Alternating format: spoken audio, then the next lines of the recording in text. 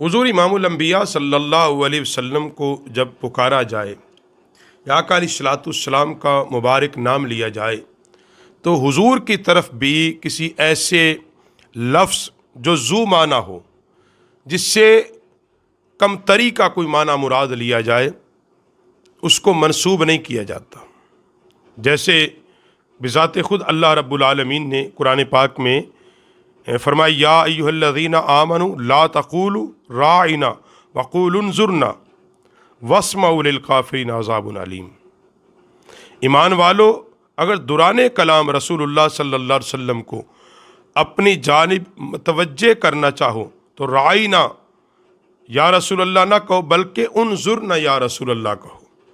अदब का तकाजा ये है कि रसूल पाक सल्लल्लाहु अलैहि वसल्लम की बात को खूब तवज्जो से समात फरमाओ।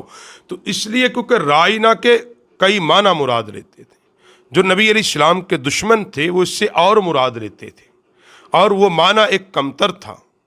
तो अल्लाह रब्बुल आलमीन ने मना फरमा दी। इसलिए नबी अलैहिस्सलाम के लिए भी कोई ऐसा लफ्ज़ जब हुजूर अलैहिस्सलाम को मुतवज्जे करना हो या आका अलैहिस्सलाम का इस्माए गिरामी लेना हो, तो फिर कोई ऐसा लफ्ज़ या ऐसा माना मत ना बयान किया जाए, मंसूब न किया जाए, जिसका कोई दूसरा माना निकलकर वो ऐसा माना हो जो आका अलैहिस्सलाम की शान शयान ना हो।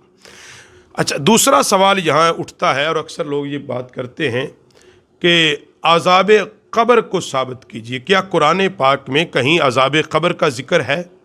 यानी कुरान से पूछते हैं। वो तो एक मिट्टी है, वो कब्र एक गड़ा है। तो इसके बारे में कुरान पाक की सूरतुल मुमिनून में अल्लाह इरशाद फरमाता है, कौम फ़िरौन का जिक्र करते हुए, अन्नारु युरदून अलैहा, यानी उन्हें कौम फ़िरौन को जहन्नुम की आग पर सुबह शाम पेश किया जाता है। और जब क़यामत कायम होगी तो फरिश्तों को हुक्म दिया जाएगा, फ़िरौनियों को ज़्यादा सख्त अजाब में दाखिल करो।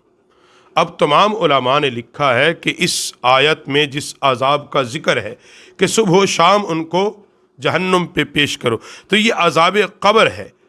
अजाब क़ब्र से मुराद ज़मीन का वो गड़ा नहीं है जिसमें मुर्दे को दफन किया जाता है, बल्कि ये एक आलम बरज़ख है।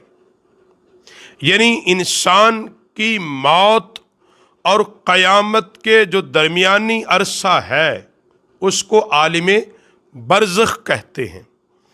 अब इसके वजूद के ज़र्रात खाक हों, राख हों, किसी भी शक्ल में हों, जहाँ भी हों, इनके साथ उस कुदरत का, अल्लाह का कोई ना कोई ताल्लुक़, और इनकी जो रूह है उसका कोई ना कोई ताल्लुक़ रहता है, और जिसकी कैफियत इस दुनिया का कोई बंदा महसूस नहीं कर सकता। अब दूसरी बात कौम नूह का जिक्र करते सूरत नूह की आयत नंबर 5 में, कि वो कौम नूह अपने गुनाहों के सबब तूफ़ान नूह में गर्क कर दिए गए और फिर आग में डाले गए। यानी पहला क्या उनको अजाब था कि उनको तूफ़ान नूह में गर्क कर दिया, और दूसरा क्या, काबू अजाब में डाले गए हैं। कौन से अजाब में? इस अजाब से मुराद भी अजाब क़ब्र है। और अजाब क़ब्र पर हदीसें तो बेशुमार हैं जो हद तवातुर को पहुँची हुई हैं। हद तवातुर को जो पहुँची हैं वो हदीसें बेशुमार हैं कि जिनमें अजाब क़ब्र का जिक्र है, क़ब्र के दबाने का जिक्र है, क़ब्र जहन्नुम के गढ़ों में से गड़ा है। इस तरह के लातादाद अहदीस मौजूद हैं। तो अजाब क़ब्र बरहक है।